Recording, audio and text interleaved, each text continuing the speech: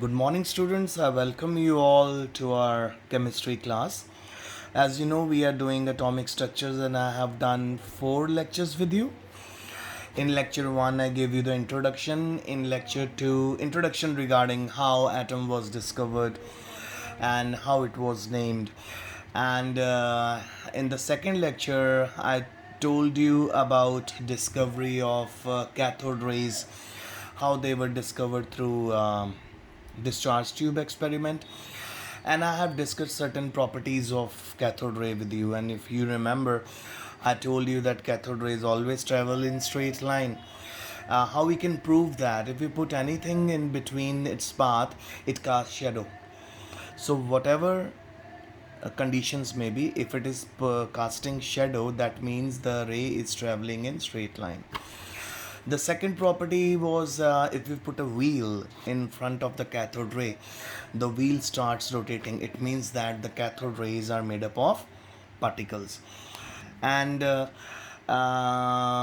if we talk about electric field, when we give them electric field, cathode rays were deflected towards positive pole because they were negative charge particles. And if we stop cathode rays by a strong metal, it produces X-rays. If we keep a very thin sheet of metal in front of the cathode rays, what happens? The metal get hot. So this is again a property of a cathode ray. So after that, in the lecture 3, I told you about discovery of anode rays, in which we perforated the anode, and after perforation we carried out experiment in the same manner, and in the discharge tube itself. So what happened? If you remember, there were some particles which were traveling from anode to cathode. So when they were traveling from anode to cathode, that means those particles were positively charged, and hence the anode rays were discovered. And after that, I told you about a number of scientists who came forward and give their hypothesis regarding atomic structure. I told you about Chadwick, I told you about Bohr, I told you about Rutherford and their model. So, what we are going to do today, as I told you, that we will be discussing proton, neutron, electron, that is the subatomic particles. There is a nucleus in an atom which is in the center. It is positively charged. It contains proton, neutron, and number of other particles which are very small, like mesons. Okay, so we won't be discussing that. We will be discussing only three main particles of the atom, that is electron, which are negatively charged, protons, which are positively charged, and neutron, which are neutral. Proton and neutrons are located inside the nucleus, and electrons revolve around the nucleus. And I told you magic number, that is octet rule, shells K, L, M, N shell, if you remember. So even I gave you some homework also. I told you to carry out the structures of element from atomic number 1 to 20. I hope you did that as a homework. And I have also told you to find out the valency. I hope you did that too. So today we are starting with the symbol. I will be telling you isotope, isobar, isotones, and then we will be discussing how to find electron, proton, and neutron. So first of all, any element, suppose it is represented by X. This is element. Okay, the lower left of the element represent atomic number, and it is represented by Z. Never forget it. Okay, and the upper left is represented by A, which is atomic mass. Okay, so any element, if it is possessing two alphabet, the first alphabet will be what, capital, and the another one will be smaller. And if it is having a single alphabet, the first the alphabet will be capital. For example, hydrogen, it is represented by like this, single capital H, and chlorine, capital C, then small l. Okay, so let's talk about how to represent an element. Suppose I have carbon, its atomic number is 6 and its mass number is 12. So you can see that its atomic number is 6. So what is Z? Z equals to 6 and A equals to 12. A is atomic mass and Z is atomic number. So now I will talk to you. I will talk about the various forms of these representation. The first one is isotopes. So beta, as name suggests, isotopes are the elements which have same atomic number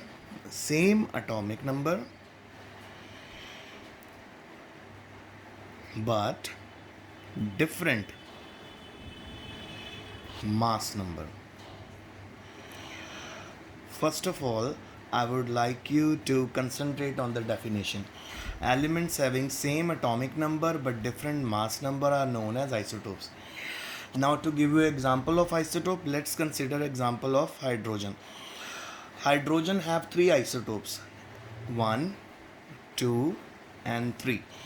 All of these isotopes will have same atomic number 1, 1, 1.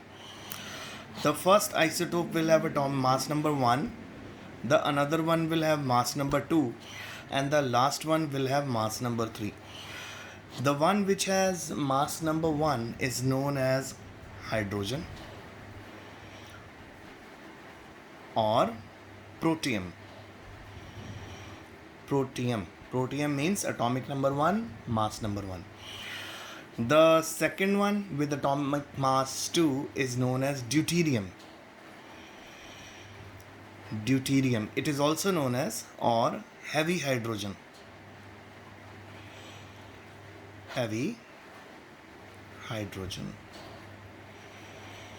It is represented by capital D. And the last one is tritium. Okay, so how many isotope of hydrogen? 3. One is protium, second one is deuterium, and third one is tritium. Is it clear with you? Okay, so next definition. Let's revise one more time. Isotope, elements which have same atomic number but different mass number. Hydrogen has 3 isotopes, protium, deuterium and tritium. And similarly, if we talk about carbon can also have 2 isotopes. Atomic number will be same. One will have mass number 12 and another will have mass number 14.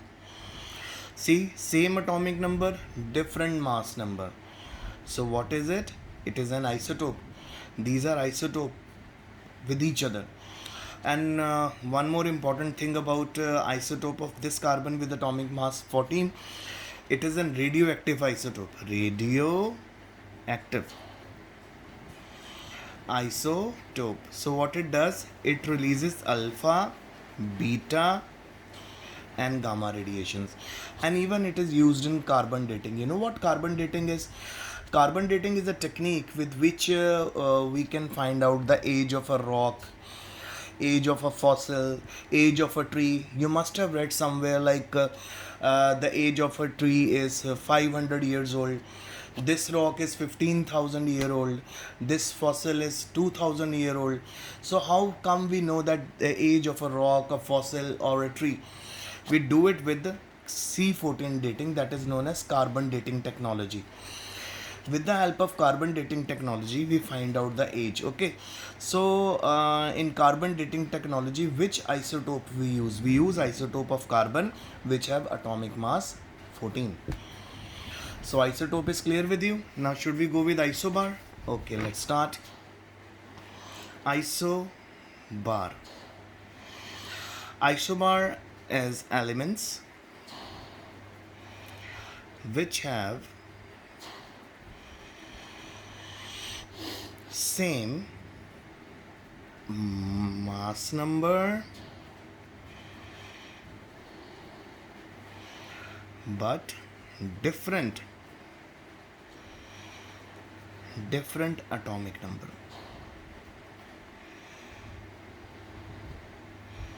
So let's do the example. So let's take argon, potassium and calcium. Atomic number of argon is 18. You might have learned it. I gave you to learn the atomic numbers of first 20 elements. I hope you are doing homework regularly and effectively at home. So argon is atomic number 18, potassium is atomic number 19, calcium is atomic number 20. So let's see the mass. 40, 40 and 40. Mass number is same, atomic number is different. Okay, mass number is same, atomic number is different. Isobar. So what are isobar? Those elements which have same mass number but different atomic number. And now the last one, today's topic we are dealing with, that is the isotones. Isotones elements having same number of electron. Elements having same number of electrons. So what we have? O 2 negative, F negative, Na positive, Mg 2 positive, Al 3 positive. Al 3 positive. First of all, let us assign the numbers. 8 is for oxygen, 9 is for fluorine, sodium is 11, magnesium is 12, aluminium is 3. So 8 is atomic number of oxygen. It has 2 more electron in it. So the total number of electron will be 10. In fluorine, 9 is atomic number. It has 1 unpaired electron. 9 plus 1, 10. Next is 11, sodium. It has 11 electron, but there is a positive charge on sodium. That means it has lost 1 electron. Again 10 electron. Next is magnesium, 12 plus 2. Again it has lost 2 electron, 10. In aluminium plus 3, again it has lost 3 electron, 10. So every element possesses 10 number of electron each. So now all the elements are possessing same number of electrons, so they are known as isotope. Revision: isotones having same number of electron. Revision: isotopes which have same atomic number, different mass number. I have given you examples. Isobar: elements which have same mass number but different atomic number. Gave you example. Then isotones: elements which have same number of electron, like oxygen, fluorine, sodium, magnesium, aluminium, all have different electrons, but we have arranged them in such a way that they will possess 10 electron each. So the elements, when they have same number of electron, they are known as isotones. Elements when have same mass number but different atomic number, isobar. Elements when they have same atomic number but different mass number, they are known as isotopes. So this is today's lecture, and we'll be catching up with you in the next lecture, and then we will be doing electron, proton and neutron. Best of luck. Stay safe.